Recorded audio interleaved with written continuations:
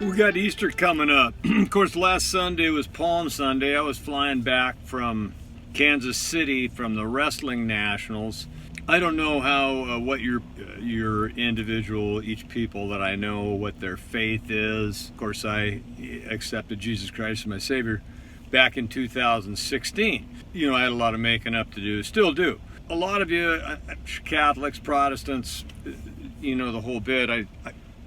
I read every day. It's kind of my deal. And if I get stumped, I go back and I reread again.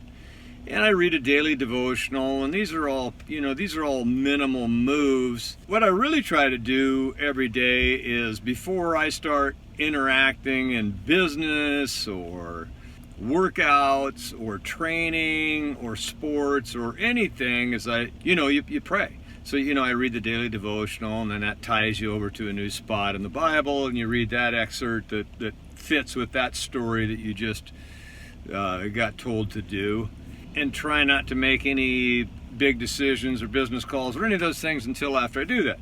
Okay, well, this is a really minimal thing to do for what Jesus did for us. I mean, you know, they hammered him up pretty good. I mean, you know, that doesn't look like it felt very good. Then they jam all, you know. I mean, you don't have to tell him when you do all these things that are cool. We want to get credit for them. Well, I mean, he already knows. You know, if you're a believer, you already know that. You know, even your thoughts and stuff they're monitored. Okay, they're monitored by God, and He monitors the good stuff. So nothing bypasses Him. And if you think about it, there's really no other way it could be, because nothing else would make sense. For me, you can't piece together evolution and all these things. There's just too many parts that have to keep adding together and changing the story, and the ape goes to the... It just doesn't fit. Only way it could really be possible is if there was this massive power, which is God, to do it all. Okay, so that's my belief, because I believe it to be true. So anyhow, you know, this coming Easter, it's a good time to remember that and thank Jesus for what He did for you and for and for everybody else, and don't blame Him for things that go bad. And that's just not how it is. Like I said, we're not robots, and we do have free will. I mean, He gave us that.